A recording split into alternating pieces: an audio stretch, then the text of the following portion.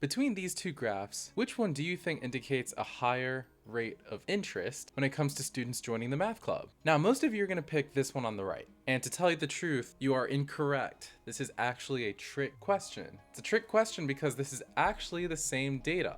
I've got the data for you over here on the right, where there's 5 weeks represented, and on week 1 we've got 12 students, week 2 we've got 14, week 3 we have 13, week 4 we have 15, and week 5 we have 16. Although it looks like there's a sharper increase in student interest in the second graph, they're both the same. What does this mean? It means that you need to look at the scale. You need to pay attention to what your y-axis is telling you and what your x-axis is telling you.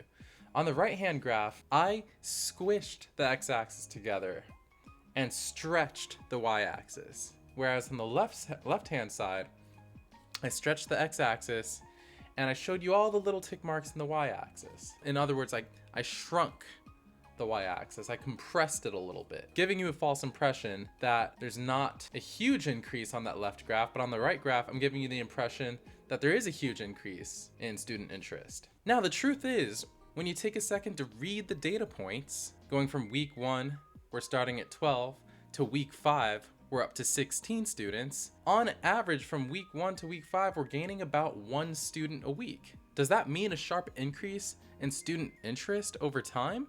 Not necessarily. If I asked you to describe which graph doesn't show a huge increase in student interest, you'd pick the one on the left. So what does this mean?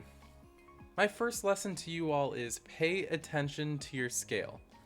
Take your time understanding the value of each of your data points. Sometimes the scale might be skewed in a way to give you false representation. Maybe things aren't really increasing at a high rate over time, or maybe things aren't increasing at all over time. Pay attention to your skill and really take your time to understand each data point for yourself, and you can draw your own conclusions from that.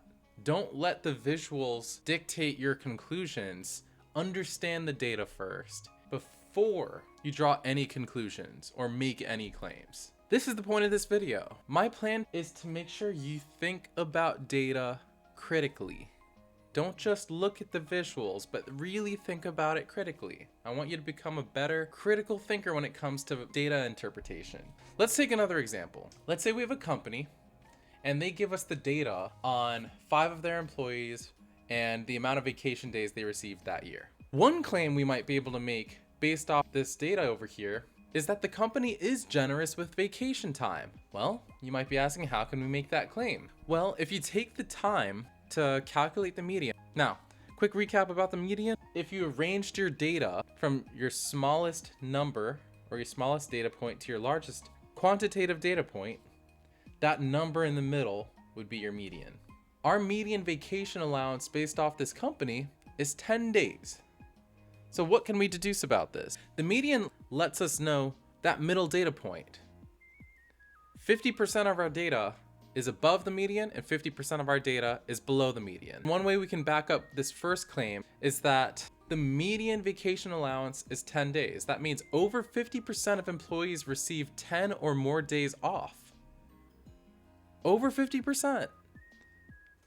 We can claim right now that the company is generous with vacation time. Great, that sounds awesome. But we can actually counter this claim too. Here's how.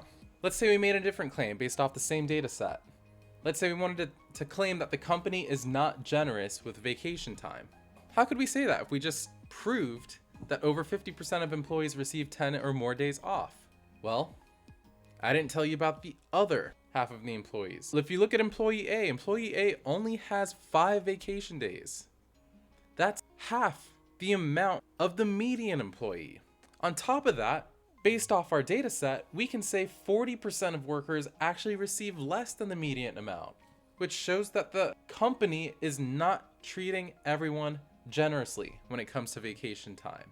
While we have this data set, these are 2 different claims that you could make. So what does this mean? What am I trying to tell you? What is the point of all of this? This is my second lesson to you all. Before you can make any claim about data, think about at least one counterclaim based off the same data set. If you can't think of a good one, your original claim is strong. In that past example, we thought of one claim where the company is being generous when it comes to vacation time. However, because we came up with a good counterclaim, it didn't make our first claim very strong. So anytime you're about to make a claim or make a deduction based off a data set, just ask yourself, could I counter this argument based off this same data set? And if your counter is strong, then your original claim is not a very strong one. I'm gonna give us one more last example, just to practice thinking critically about data. So, let's say we have a snack company that claims most people prefer granola bars over chips. Let's say they took a sample of 50 people. In their sample, 26 people said they preferred granola bars over chips, and 24 people said they preferred chips over granola bars. So, back to their original claim. We can state that their claim is true because 52% of people prefer bars. We can say that the majority of people sampled prefer granola bars over chips. We can definitively say that based off their sample. However, just like what we did with the last example, what's a good counterclaim? If you look at the data, we can say maybe this claim isn't true. Only 2 more people preferred bars over chips. So even though there was a majority of people who preferred granola bars, it was only a majority by 2 people.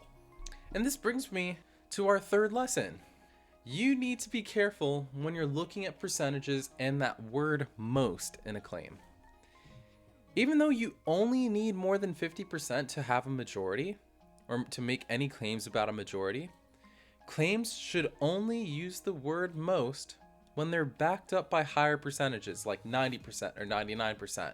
It would have been a very different story if 49 of those people sampled said yes, they prefer granola bars over chips, and only 1 person said they prefer chips over granola bars. Then they might have a really strong claim, because then instead of saying based off our majority of 52% of the people sampled, we can say most people prefer granola bars over chips. Now they can say something like 98% of our sampled population prefers granola bars over chips. That is a lot more significant, and it makes for a much stronger claim. One thing I didn't mention in this example is there were 50 people sampled. Don't forget about your sample size too. Typically, when you are taking a sample, it is statistically significant to have the highest possible randomly selected sample size. Anyway, I hope that through these 3 lessons, you're able to take a step back and critically think about any data that is presented in front of you so that you can think a little more critically about it. It's not just about trusting the source, but it's also trusting the actual numbers and understanding what they mean. And the biggest lesson I'm trying to tell you is when you're thinking critically about data, when you're reading it, you should be asking yourself, is this significant? Is this claim a strong one? And how can you tell if a claim is a strong one? Well, you can tell if you can't come up with a good counterclaim based off that same data.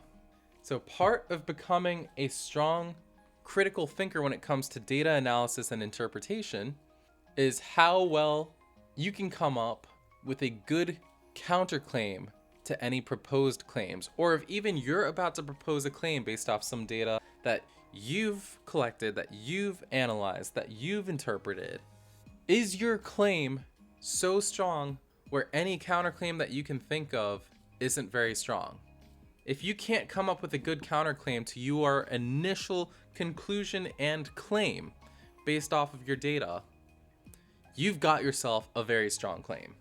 So make sure you're thinking critically about this. As we wrap up, I want to ask you all, what questions did you think about while watching this video? What other lessons did you learn along this video? What else would you like to learn more of? If you have a response to any of those questions, please be sure to leave me a comment. I promise I'll respond to you as soon as possible. And I want to learn more about your thought processes, and also maybe there's a way I can build on this video to help even more people critically think about data interpretation. Thank you all for watching. Please take a look at my Math IRL playlist for more videos like this one. Have a great one.